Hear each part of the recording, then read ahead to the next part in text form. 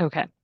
Um, so first off, we're going to just talk about the different publishing models because it's important to understand the different models that are out there. So this first one is the subscription closed publishing model. And it sometimes begins with, getting a research grant, not always. But at some point you do whatever research that you're working on and you write your paper, and then it goes through that peer review process. And then you submit it to a journal and then you pray that it gets accepted, right? Because peer review is the best. That's a whole another topic. But during this process, once it does get accepted into a journal, this is where something kind of wonky happens with copyright.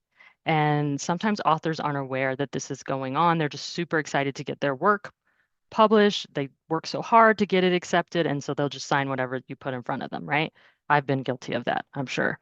But what happens is publishers, when you sign over your copyright to them, they own your work. And so then they close access to all that research, and then they sell it back to libraries at exorbitant prices. We pay millions of dollars to access this research, and this model is detrimental because it can, really slow scientific progress.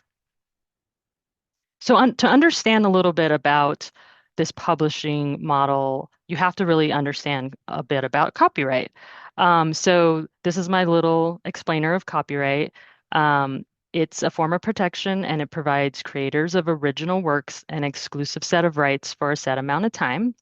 And in order for your work to be considered copyrighted, it just has to be original, so something that is minimally creative, and it has to be fixed in a tangible form of expression. And that's just a fancy legal way of saying it has to be written down or recorded in some way. And once you have those two things, then your work is considered copyrighted. You do not have to register your work with the US Copyright Office. Before it's considered copyrighted. So that is something to keep in mind when you write up your manuscript.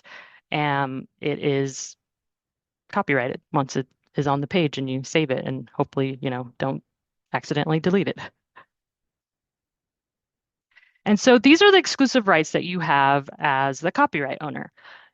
You can make a copy of it. So even just that simple thing of making a copy, you can give out copies of your work.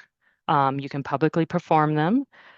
You can publicly display your work. So putting it on your like website or on your social media. And you can create derivatives. And so those are adaptations. And the most famous of those is, translating a work to a new media, like a book to movie adaptation.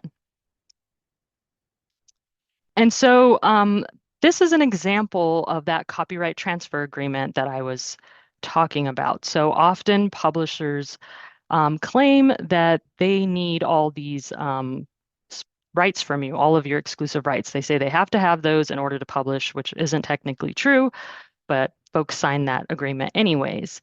And so this is just an example of what it looks like. It's very tiny, so I'm going to zoom in a little bit.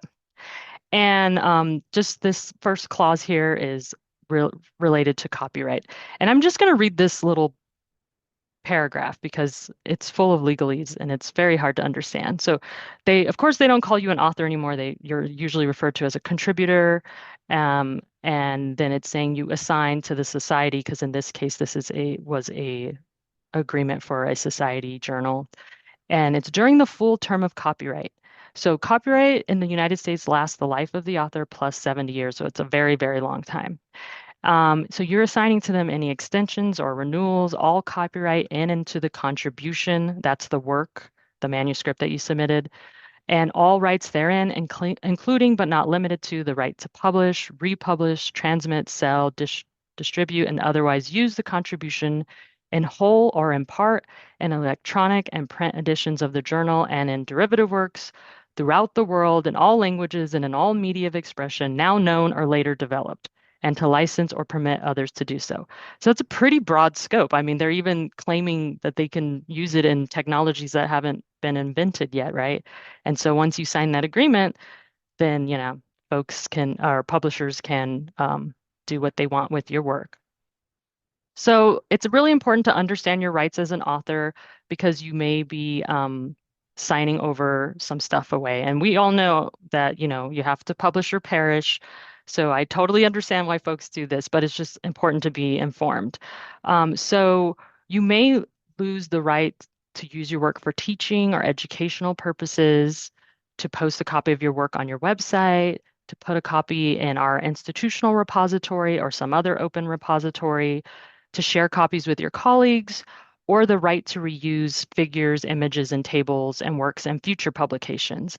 So there may be some carve-outs in your agreement that allow you to do some of this, or there may be some other exceptions within copyright that you can rely on. But when you don't own the copyright, the first thing you always have to check is your publishing agreement to determine like, well, what can and can I not do with it? So it does make your life a little bit more complicated.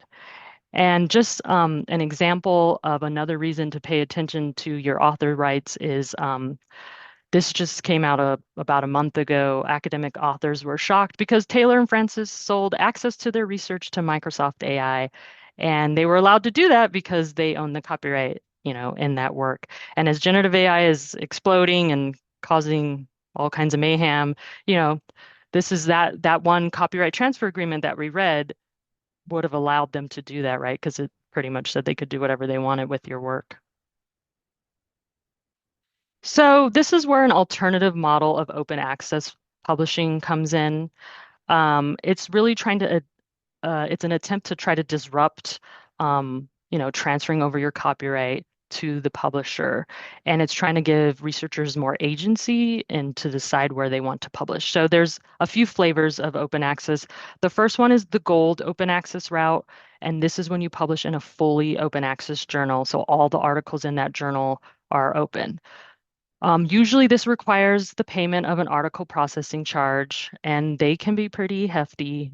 They range in price from 1,200 to $3,500 per article. Yeah. So if you don't have the funding, yeah, you have to think about that. But once you pay the APC, your work is made immediately open. An alternative is green open access. You would still do the traditional subscription closed route where you'd sign over your copyright, but then you would try to archive a version of your work in a repository. There is usually some type of embargo involved in that process, but at least a version of your work would eventually make it out there to the public. And then you have your hybrid journals, where they're subscription-based journals, and so you can publish in them the traditional route, or you can pay that APC and then make your work immediately open. And so there are a lot of benefits of open access. We've been touting these benefits for years. You have increased visibility. Your content's freely available online. So, all you need is an internet access and then you can get access to that article. It's not hidden behind a paywall. And so this intel can have a global impact because folks all over the world can access your work. So it decreases inequities. So your work can be globally disseminated, and because not all institutions can afford to pay millions of dollars in subscription fees to access this content. Um, it can also accelerate innovation and new discoveries. We saw this a lot during the COVID-19 pandemic. A lot of publishers opened up all of their content because folks were freaking out about COVID-19 and we needed to like solve that crisis. And so there was a lot of sharing of information. But then once things calmed down, they closed it all back down. So too bad it wasn't permanent. As an individual researcher, you can have increased citations. Um, Open access keeps publicly funded research in taxpayers' hands because a lot of this research is funded federally. And then, most importantly, I think, is that authors get to retain their copyright. And so, those are just some of the benefits, but there has been research showing that this is actually true, even though we've been saying this for years. It's not real until a journal article comes out and says the obvious that it's real. But this research this article essentially showed that open access papers have a greater reach than paywalled ones in two key ways. They attract more total citations, and those citations come from scholars in a wider range of locations, institutions, and fields of research.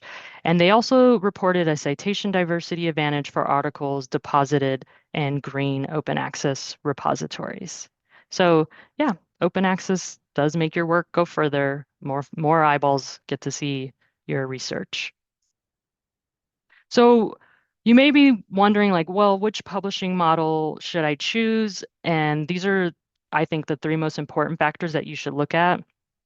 First is the publication fees, unfortunately.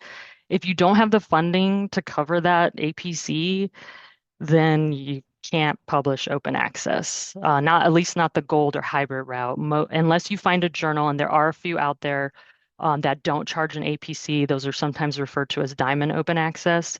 But most of them in the US do charge fees, and they seem to be getting higher and higher. But if you do have funding, some things to consider is public engagement. If you're looking for the largest audience, as I've already mentioned, publishing open access is your best bet because anyone without institutional subscription can access your research. So you really do pull that global audience. And then copyright and licensing, you get to retain those rights. And so you don't have to worry about the ways you're going to use your article in the future and having to ask the publisher for permission to do certain things with your work. So now we're going to pivot and we're going to talk now about finding a journal. So these are just some general tips on where to begin. Obviously, talk to your colleagues or your advisors to see where they publish, what journals they recommend. If you've already written up your manuscript, look at that reference section because you probably cited a bunch of articles and journals that would be a good fit for your research. And then if you still need help, feel free to reach out to me, talk to a librarian, and I'm happy to go down the rabbit hole to help you try to find a appropriate journal. And so here are some tips on some ways to search for journals by subject. So this year we changed our interface. This is a screenshot of the library's website, and this is a screenshot of the catalog. We changed our journal search from searching our internal catalog records to using this database called Browsing now. And this is just a screenshot of what it looks like. It's a pretty useful database. It's really easy to search, and you can really drill down by specific subject areas, and it will give you this nice, pretty little like interface showing you all the journals. And then you can just like click into them and see like, oh, maybe I want to check out this journal. And so it's just a really quick and easy way to look for journals.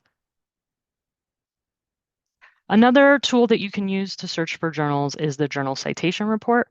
This is primarily used for looking up journal metrics, and we'll talk a bit about that a little bit later, but you can also use it to get a list of journals in a specific discipline.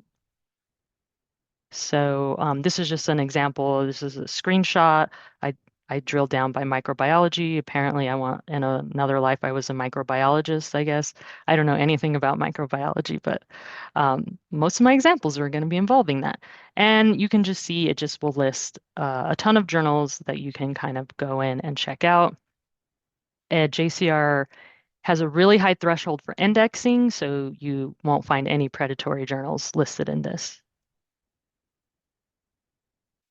And you can also search for journals using keywords and databases. Say you're just like still not really finding anything. What you can do is you can take your abstract and really focus in on some keywords, and then you can run a search in a database. This is in Web of Science.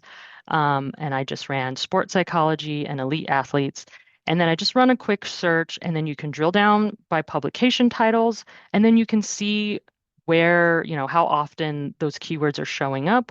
And chances are that those might be good journals for you to check out for your research.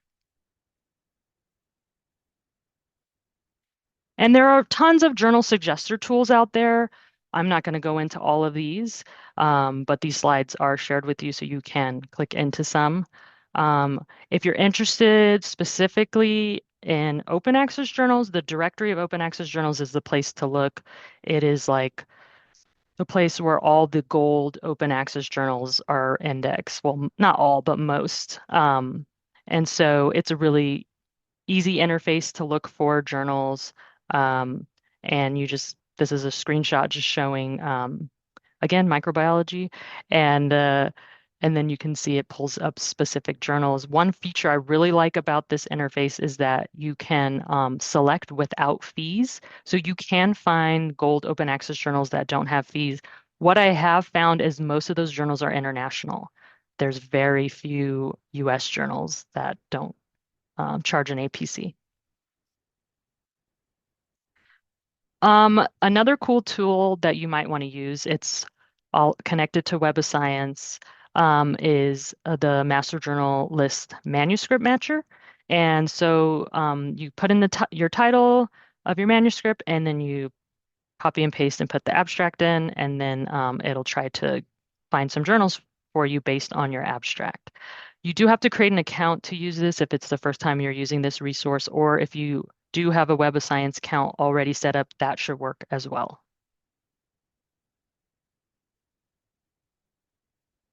Okay, so now we're going to talk a bit about evaluating journals. So that was finding journals, and maybe at this point you've like whittled down your journal selection to like 5 top journals that you may or may not be interested in publishing in. Okay, so when you're selecting a journal, here are some factors that you should consider. You're going to look at the aims. You want to really look at the aims and scope. So most journals, well, all journals should have this listed on their website. And the aim is the objective or purpose of the journal, while the scope is how it's going to achieve that purpose. And so what you're really looking for is like, is your research relevant to the audience based on the aims and scope of that journal? Is your manuscript type appropriate? Sometimes you'll find that journals maybe won't accept reviews. Maybe they only want original research. So you do also have to pay attention to like what type of articles are they accepting. And then you might want to look also like, is your work too similar to other articles in that journal that could maybe deter them from using your particular work because they can say, oh, we already published too much on this. I don't know if that ever happens, but that is something to consider. And then you're also going to want to look at the indexing and discoverability because you're really looking to see that that journal is indexed in those major databases. So if it's, PubMed, if you're more medical focused, or Scopus, or Web of Science, or whatever database is really relevant in your field, you want to make sure your journal's index in there so that it can be discovered by researchers in your field. And so, yeah, those are some important factors to consider when choosing a journal. I mentioned earlier that I was going to talk about journal metrics. I'm not going to spend a lot of time on it because, as you can see from this chart, there are a ton of different journal metrics out there. The one that is the most famous is the journal impact factor, and that is specific to JCR, that interface I showed you earlier. And this is just an example of what it looks like. So this is JCR off to the left, looking at the journal microbiome. And this is just page one of a 19-page report. And they explain exactly what the journal impact factor is and how they calculated it. And this is Scopus, which is a competitor to JCR. We don't have access to Scopus at CSU, but you can get a preview version of it. And it uses its own journal metrics, such as site score, and it'll tell you like how those numbers are calculated. I don't spend a lot of time looking at or paying too close attention to journal metrics. I think it's more important to find a journal that it's a good fit for your research than to care how high it is cited and on these impact, using like impact factor or whatever other journal metrics are out there. And, a case in point, like not relying too much on journal metrics is like this article's about the prestige factor propping up academic publishers. Um, there is a neuroscientist out, who is suing a bunch of publishers. It's a federal antitrust lawsuit, um, claiming that the publishers are holding the careers of scholars hostage in the name of maximizing profits. Um, and it's really this pushback against this $19 billion academic publishing industry, which relies on the unpaid work of career-focused scholars to generate exclusive and highly lucrative content.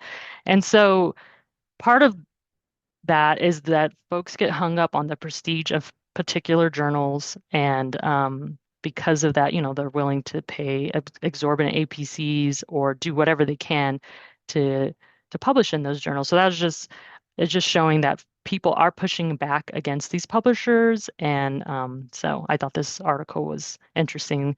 They talk a lot about like how peer review is not paid and how folks should be paid for their time. And so I don't know if this lawsuit will go anywhere, but it is bringing attention that these publishers are out here making exorbitant amount of monies. They are competing with like Amazon and Apple, but nobody knows that this is happening. So I'm hoping more information like this comes out there, and I am following the lawsuit and see where it goes. So it's very interesting. Some other considerations when you're evaluating a journal, I already mentioned the aims and scope. Some other things to look out for if you're not familiar with the journal is look at the editorial board, like make sure they have the credentials like related to the field that they're claiming, they're an expert in. The peer review process should be super crystal clear. It shouldn't be like it should be spelled out when you're looking on the website so you know what you're if it's double blind or whatnot, they should say that up front. They also should be equally transparent about any publication fees charged, so that could be APCs if you're publishing open access, but sometimes journals have page charges, which are it's a different type of charge. So they should tell you that up front. You want to look at several issues of the journal, make sure the research quality is good and the copy editing is good and there's not a bunch of typos in the issues.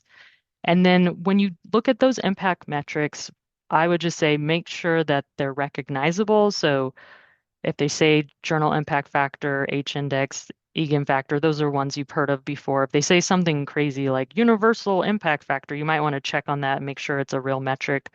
Or you might also want to check if they say they have a journal impact factor of 3.5 that they actually do. And then you want to be wary of any unsolicited emails calling for submissions. A lot of these, if you're not familiar with the particular journal, are spam and they're phishing scams, so you have to be careful. And this slide is just kind of going a little more in depth about, yeah, there are predatory publishers out there. They're getting more and more sophisticated, and they try these various tactics to try to get you to publish with them. Sometimes they pose as well-established journals, and with generative AI, I'm sure they're going to get even better at recreating logos that look real. Um, they may lure you in with promises, and then they may try to charge you like large fees after your paper's been accepted. Again, that information should be clear up front how much your APC is. They can't change the price once they say, if it's on their website, it's 2,500, they're like, oh, for you, it's 5,000. So that's a sign that, that's not probably a legit publisher. They also sometimes try to claim to get you through peer review super fast, or indexing in the best databases. So these are just all things that you can kind of watch out for, to help you identify publishers that may not be legit. And there are tons of tools out there, luckily, to help you evaluate journals. I already mentioned if you're publishing open access, the directory of open access journals. Um, that's where I would go check really if it's a gold OA. It won't have those hybrid journals in there, but if it's gold, I'd go in there and see if it's listed in there because most journals are, unless they're super, super new. You can also check if you're not familiar with a particular publisher, the Open Access Scholarly Publication Association. Those are invitation only, so you can check to see if they're listed there. And then we have this database, Erlwick's Web Global Serials Directory, which will just provide you information on any journal, like when it started and all its history and whatnot. And also there's thinkchecksubmit.org, which is super helpful. They have this really cool journal evaluation checklist that you just walk through and you kind of answer these questions and they kind of walk you through that. And then they even have a whole section just specifically related to evaluating open access journals and where are you finding this information, and even international ones, because there's a lot of international open access journals that you maybe never heard of, but doesn't mean that they're not legit places to publish. Okay. Moving right along. So now I'm going to talk a bit about some of the open access publishing support that the libraries provides. So this is just a screenshot of our website that has all of our publishing agreements listed on there. There's a shortened URL here and the QR code that should take you to this page. We have a number of agreements. A few have dropped off as we've run out of funding, but these they're not static. So if you're on the website and you click this, it'll drop down and it will show you, just how information about how to take advantage of the agreement. And it will have a link to all the journals for this specific agreement, how, which journals are included. Some new ones that we just got up this year, IOP Publishing and Oxford University Press. Um, so, yeah, we're happy to provide this support as long as it's financially sustainable. And so we're working hard to keep that because we see these APCs and we see folks struggling. And so if you do have any questions about any of our agreements, my contact information is also listed on this page. And then this is just, we have a couple of discounts, like 10%, 15% with specific publishers as well. We also support open scholarship through our institutional repository. So this is where you would take that green open access route where you'd still publish in a subscription journal, but you would archive a version of your work. We have a whole page that just shows you, how do you submit and contact information to one of my colleagues who could help you if you had any questions or issues with submitting your work. So in order to take advantage of green open access, that self-archiving, you are going to have to understand a little bit about um, what version of your work you're going to put out there. So you probably have heard of preprint before. That is your manuscript, that you submit. It's so you can usually do whatever you want with that. You can share that. There are some green OA repositories that are just preprint focused, so you could put that out there in a specific discipline. Then you get to the postprint, which is sometimes referred to as the author accepted manuscript, and this is the version that's gone through peer review. So this version is the one you probably want to share most likely. However, this is the one that is sometimes behind an embargo. So you would have to look at your publishing agreement to see it varies by journal. Sometimes it's 12 months, sometimes it's 24. So you do have to look at that. And then the published version, the version of record, the one that's gone through copy editing, you can usually only share that version if you pay the APC fee to make it gold or hybrid, or you publish in a journal that doesn't charge an APC. Otherwise, yeah, you can't share that version. So if you want to find out the archiving policies of a specific journal, this Research Sherpa Romeo is super cool because you just type it in, it takes you to a page and it walks you through all the ways you can archive your work, and it tells you like, oh, you have to wait 24 months, and then it'll link you back to the publisher's website. And if you are working with data and you want to make your data open, we do have a subscription to Dryad, and my colleague can help you with that. We have a whole page on our library's website about what is Dryad and what are some of the benefits of making your data open and how you go about uploading it. Okay. I promise this is the last section. I know this is like a marathon. So now I'm going to talk to you a bit about enhancing researcher reputation.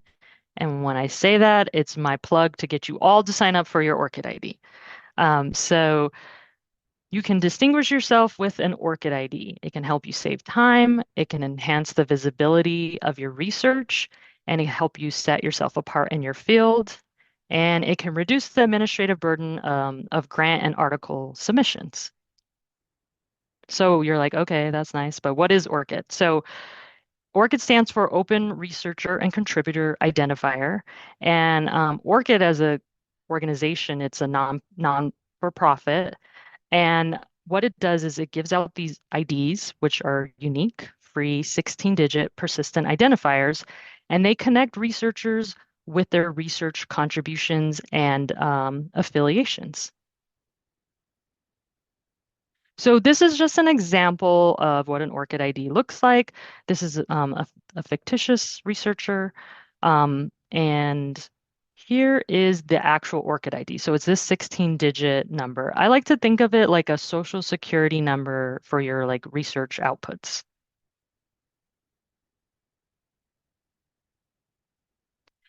And so this is what an ORCID record looks like. It can contain a lot of different information. So you can have your biography, it has your employment information, your education and qualifications. It also has funding, so all your grants would be here if you get grants, some research resources, and then of course your works, your published works would be here. And then it will also include any peer review that you do. Yeah, so it's all in one place. So you're like, maybe like, that's nice, but why are you all talking about ORCID now? There's a few reasons. There are some new federal mandates that are requiring the use of persistent identifiers. So both of these came out in 2022. The first one is the National Security Presidential Memo, the NSPM 33, and it's really just directing federal research funding agencies to start incorporating persistent identifiers into their systems. The other is the OSTP's Nelson Memo, which is, and it's really, that one's really related to making federally funded research immediately available. Um, and in order to do so, it also wants folks to use persistent identifiers. Um, and so that's why you're going to hear us talk about ORCID a lot more in the next coming months, because these federal mandates are coming down the pipeline and you have to comply with this. The mandates don't say you have to have an ORCID ID, but ORCID ID is the only persistent identifier that's pretty much out there ready to go and use. And another reason why we're pushing ORCID is publishers are adopting the use of ORCID ID and requiring it as part of the submission process. So that's another reason why you're hearing more about ORCID. So some cool features of ORCID, and there's a lot, and I did a whole other workshop on just ORCID. So I'm only gonna touch briefly on this, is its ability to uniquely identify folks. So here's an example of researchers who have the exact same name, and there would be no way to distinguish them except for their ORCID IDs. And so ORCID IDs are really providing researchers with these unique identifiers that are distinguishing them from other folks with similar names.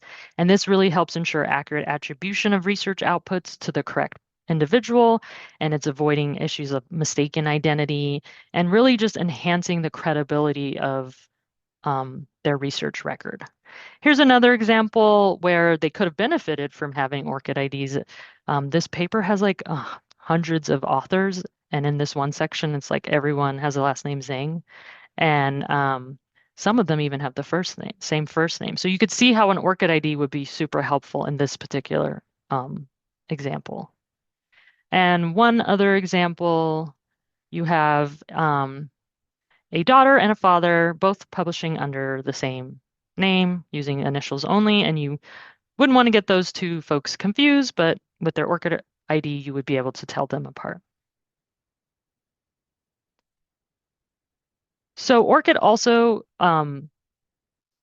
allows researchers to have name flexibility, so it helps reduce the negative consequence of name changes. So you're no longer limited to the name you use when you begin your research career, because folks, go through life and change their names for a myriad of reasons. But with ORCID, it would connect all these different versions of your names in one place. Wow, I flew through that. That was so fast. I thought I was gonna like not have enough time. So this slide just has a bunch of resources on here. Um, my copyright guide, I have an open access guide, then the publishing agreements, and then of course the ORCID guide that I just revamped this year. Um, and so thank you for going on that super fast through publishing, and in the, remaining time, I'm happy to answer any questions that folks have. And I think you're all here at